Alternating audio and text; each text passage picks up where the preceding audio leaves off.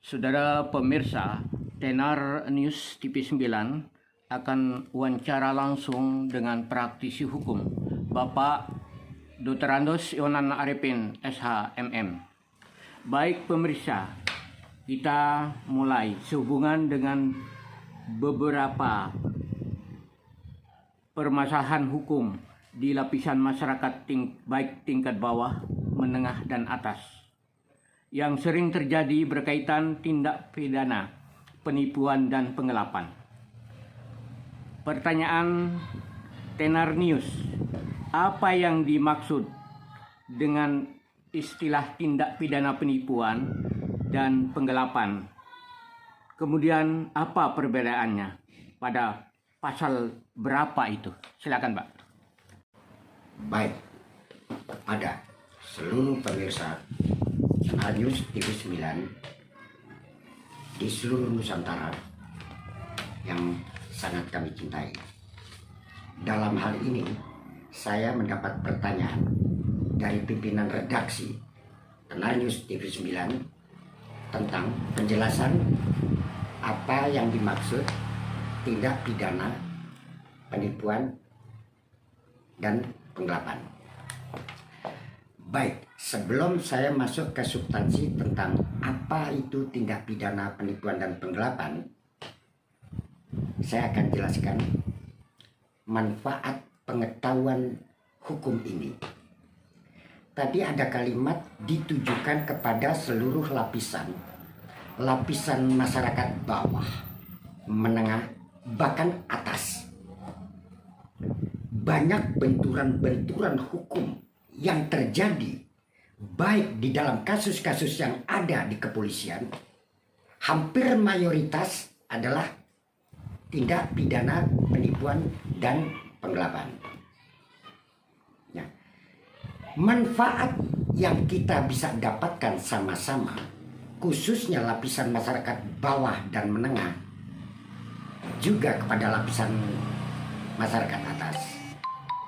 Kita harus mengetahui, jika kita mengerti tentang apa itu pelanggaran hukum, apa itu melawan hukum, dan apa pula sanksinya.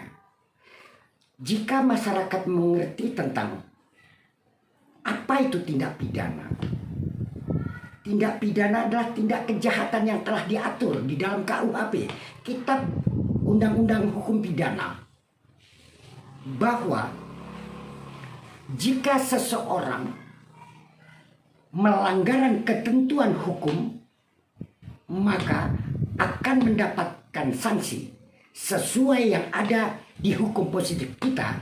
Kalau tentang pidana ada di KUHP, Kitab Undang-Undang Hukum Pidana. Jika kita mengetahui tentang kita atau masyarakat mengetahui tentang hukum, maka paling tidak jika terjadi pemanggilan oleh penegak hukum, paling tidak masyarakat bisa memproteksi. Apakah benar saya telah dituduh atau diduga bahwa telah melakukan tindak pidana? Maka itu tujuan Dewan Redaksi untuk mewawancarai agar mendapatkan satu pengetahuan, maka itu kita ulas yang tidak terlalu rumit.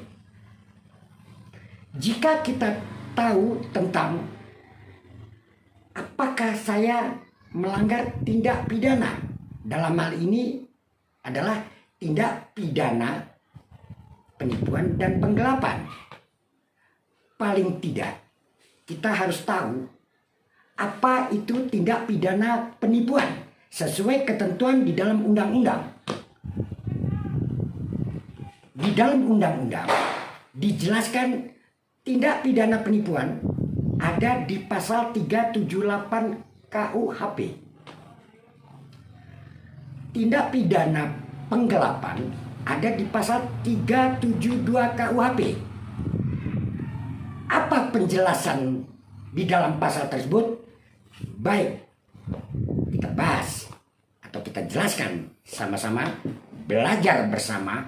Paling tidak kalau kita menguasai hukum, semua lapisan masyarakat hukum akan tertib hukum, insya Allah negara kita semakin tertib, aman, dan damai. Sekarang masuk kepada posisi mengetahui apa sih tindak pidana penipuan. Tindak pidana penipuan sebagaimana sudah saya jelaskan tadi ada di pasal 378 KUHP. Di sini berbunyi, tidak perlu letter lock ya.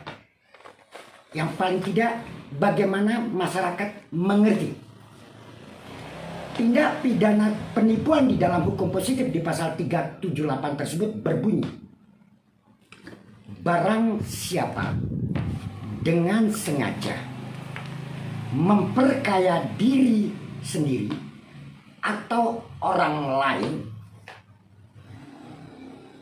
dengan melawan hukum,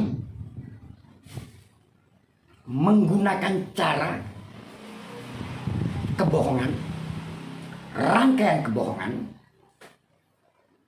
tipu muslihat, hingga seseorang menyerahkan sesuatu.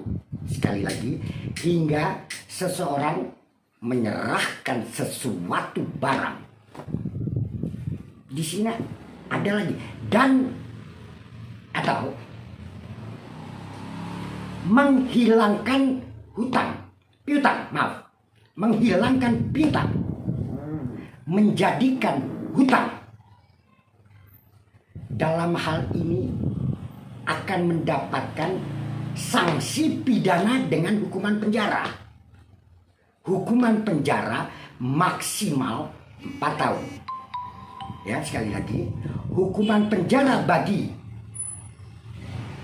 seseorang yang melanggar ketentuan pasal 378 KUHP adalah akan diancam dengan hukum pidana penjara maksimal 4 tahun. Itu pidana penipuan. Sekarang kita bahas lagi tentang pasal 372, yaitu penggelapan. Penggelapan di dalam pasal 372 KUHP dijelaskan, barang siapa ya bermaksud dengan melawan hukum memiliki sesuatu barang, sebagian atau seluruhnya adalah milik orang lain. Sekali lagi penekanan, sebagian atau seluruhnya adalah milik orang lain.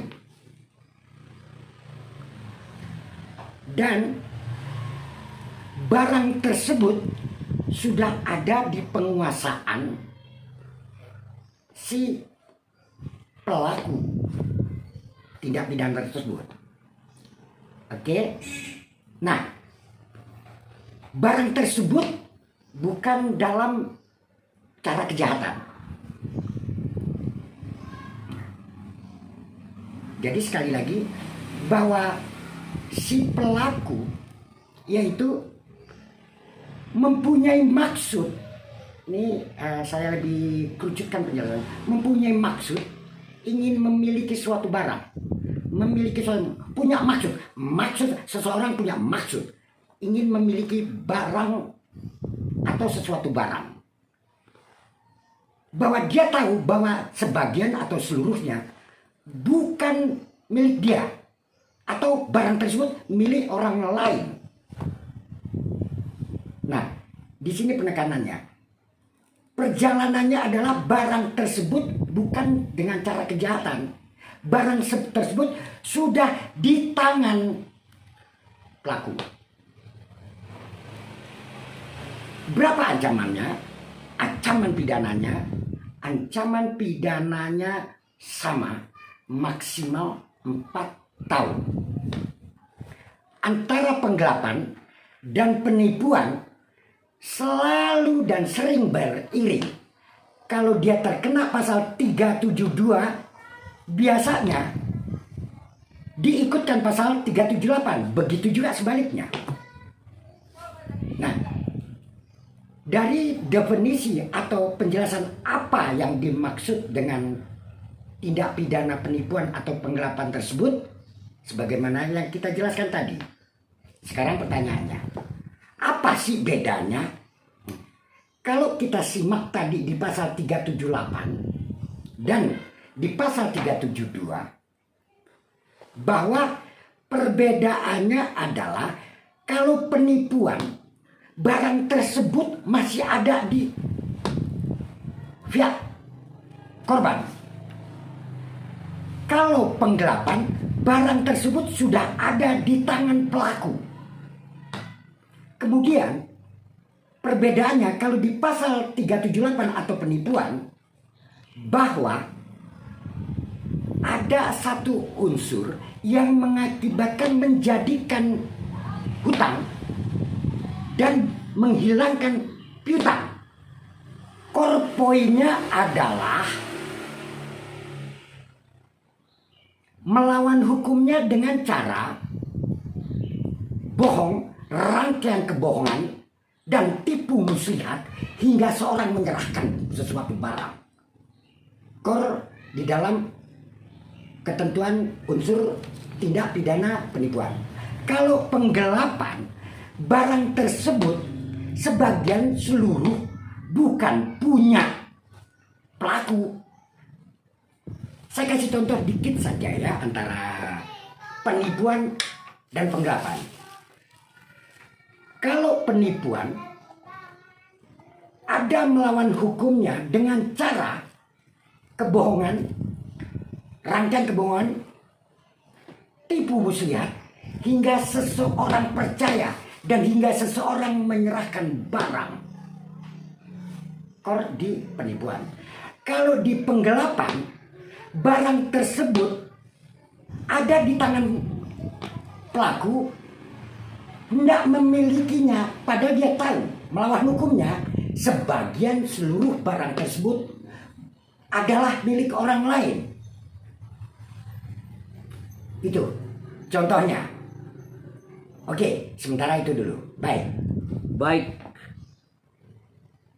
Pertanyaan yang terakhir, Pak Yonan Arifin, adakah sanksi pidana tersebut terhadap warga masyarakat yang melanggar aturan hukum? Coba, kira-kira apa? Ya, terserah.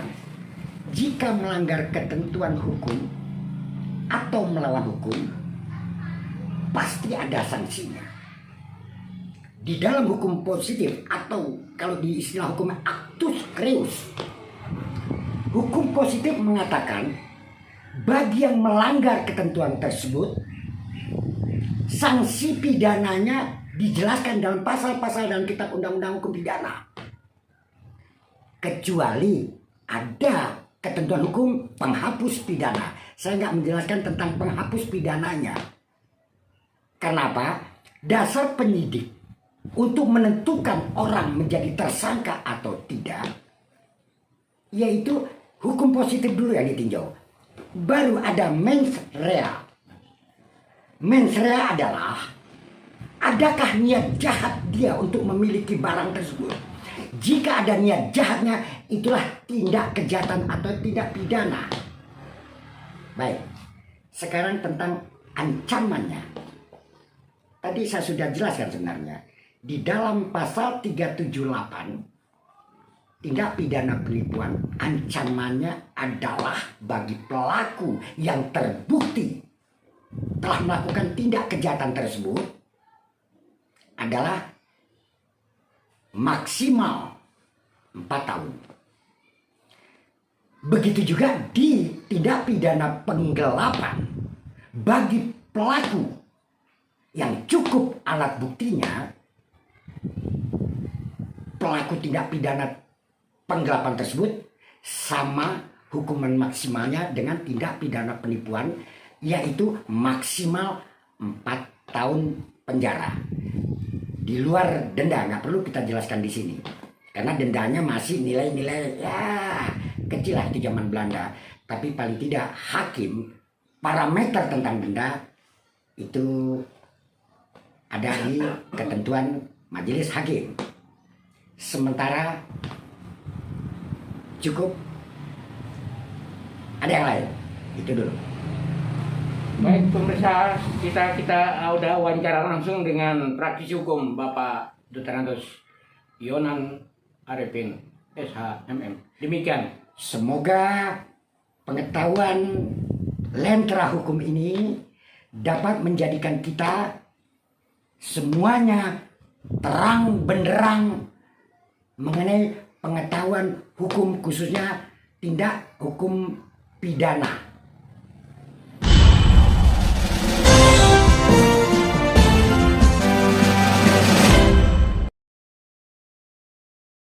Baik, agar lebih lengkap lagi dari penjelasan saya tadi tentang tindak pidana penipuan dan tindak pidana penggelapan. Sebagaimana tertera dalam pasal 378 tentang penipuan dan pasal 372 tentang tindak pidana penggelapan. Tadi saya sudah jelaskan tentang apa itu tindak pidana penggelapan dan penipuan. Kuranglah lengkap kalau tidak diberikan contoh agar lebih jelas para pemirsa bahwa apa sih contoh tindak pidana penipuan dan penggelapan. Saya berikan contoh untuk tindak pidana penipuan sebagaimana tertera dalam pasal 378 KUHP, yaitu misalnya seseorang menggerakkan hati orang dengan bujuk rayunya, mengatakan bahwa dia bisa memasukkan pegawai negeri kalau saja uang ada 100 juta. Dan dia mengatakan temannya adalah penjabat pegawai negeri. Dengan bujuk rayunya, kebohongan dan rangkaian tipu muslihat dan rangkaian kebohongan, ternyata orang tergerak hingga menyerahkan uang atau barang tersebut. Contoh tersebut termasuk tindak pidana penipuan. Lebih jelas lagi, atau padahal si pemberi janji itu sama sekali tidak pernah kenal dengan penjabat pegawai negeri, dan itu kalimat bohong dan tipu muslihat. Jadi jika seorang terbujuk hingga orang menyerahkan suatu barang, uang atau dalam bentuk apapun karena terbuai janji, hingga yang diberi janji mau menyerahkan uang tersebut, itu sudah terkategori tindak pidana penipuan. Baik, nomor 2. Satu contoh tindak pidana penggelapan. Seseorang meyakini tanpa kejahatan, tanpa pengaruh, orang mempercayakan menitipkan mobil kepada pihak lain. Atau si A mempercayakan menitipkan mobil kepada pihak lain. Ternyata mobil tersebut digadaikan atau dijual kepada orang lain. Dalam salah satu unsur tindak pidana penggelapan tersebut kan dikatakan bahwa sebagian atau seluruhnya bukan miliknya, atau sebagian atau seluruhnya milik orang lain, tapi dia ingin memiliki, hingga dia berani menggadaikan atau menjual kendaraan tersebut tanpa hak dan melawan hukum. Karena tindak pidana penipuan atau penggelapan ada perbuatan melawan hukumnya tanpa hak. Sebagian dan seluruhnya kalau di tindak pidana penggelapan itu bukan milik dia dan sebagian seluruh milik orang lain. Ya, saya rasa cukup jelas bahwa tanpa hak dia menggadaikan barang orang lain atau menjual barang orang lain atas titipan kendaraan tersebut. Itulah yang disebut tindak pidana penggelapan. Nah, mudah-mudahan para pemirsa Tenar News TV 9 dengan penjelasan yang telah terurai atau saya uraikan sebagaimana hal-hal yang terdahulu lebih lengkap, lebih jelas seperti yang telah saya berikan contoh-contoh tersebut, dan mudah-mudahan bermanfaat sekecil apapun tentang pengetahuan hukum, khususnya hukum pidana, kepada seluruh pemirsa pecinta Tenar News TV 9. Semoga lentera hukum dapat memberikan manfaat kepada seluruh pemirsa Tenar News TV 9. Terima kasih.